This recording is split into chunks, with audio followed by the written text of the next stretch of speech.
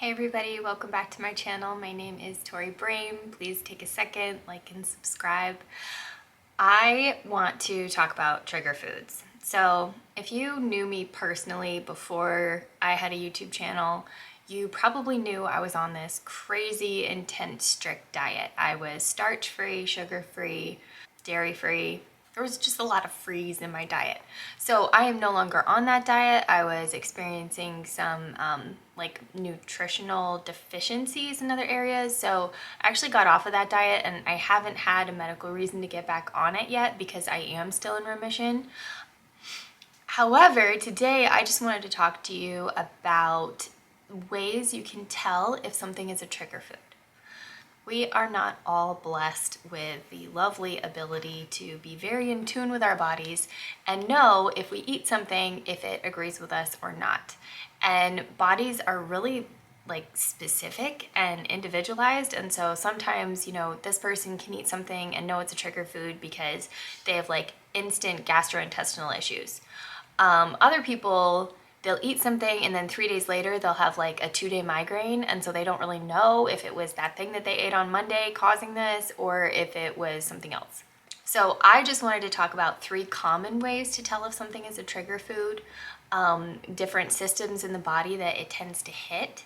So that way, you know, if you're interested in keeping a food log, I do have one on my website that you can just download for free and print out and then use that as a guide. Or if you just kind of want to make a mental note of things that you might have a suspicion on might be a trigger food, and then just paying attention to these different areas. So of course, the first thing that most people think about if it's a trigger food or not is just their tummy hurting. Like either they throw up or they have diarrhea or it like causes a lot of bloating or something like that, like something that's very uncomfortable in their stomach. And if you have a chronic illness or an autoimmune disease that primarily affects your gut, that could be something that it's like really easy for you to tell. The other 2 though that I want to talk about are ones that are not as common as that.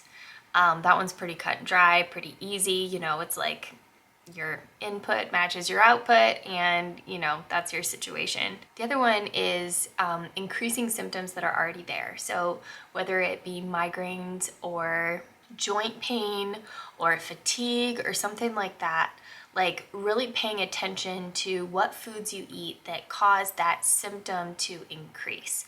For me, it was joint pain. Like if I would eat certain foods, joint pain got really intense. And the tricky thing is it's not always immediate. Like for me, it was usually 2 or 3 days after the fact. So if I had a cookie on Monday, Thursday, and Friday, it would be like a really bad situation where I didn't want to get out of bed, everything hurt, I felt like very immobile.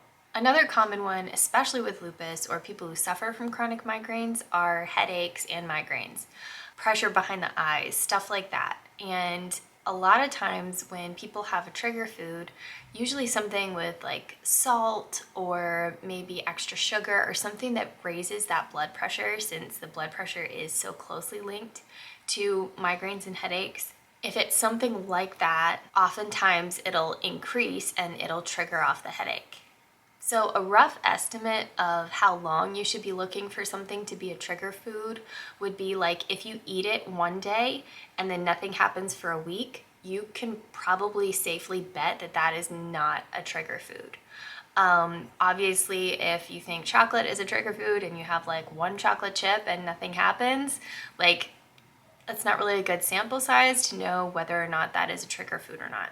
So maybe eat a serving of, you know, whatever you think that trigger food is, and then wait a week, see if anything happens.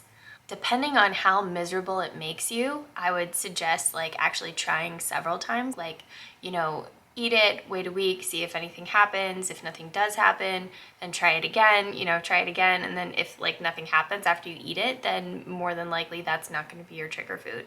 If you eat it 2 days later, you get a migraine, you try it again, 2 days later, you get a migraine, like that is something that is probably you can chalk up to it's a trigger food, and this needs to be like an occasional thing at most.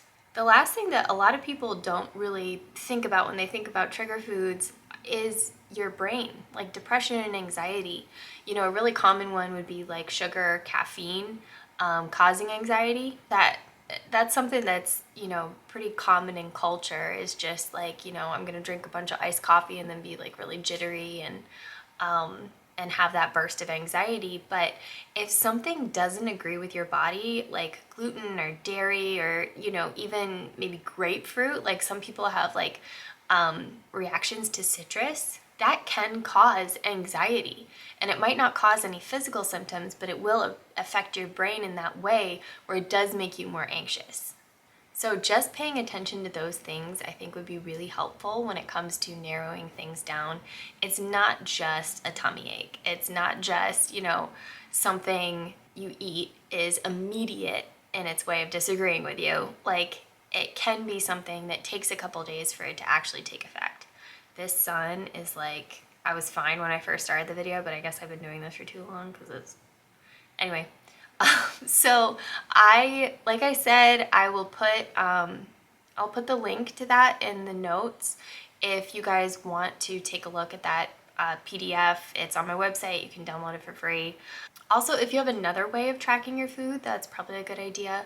But just kind of pay attention, because, like, you know, what you eat is the fuel that you run on. And so it has a huge impact on how you feel, both physically and mentally. So just thoughts, something to pay attention to. Hope you guys are doing well. See ya.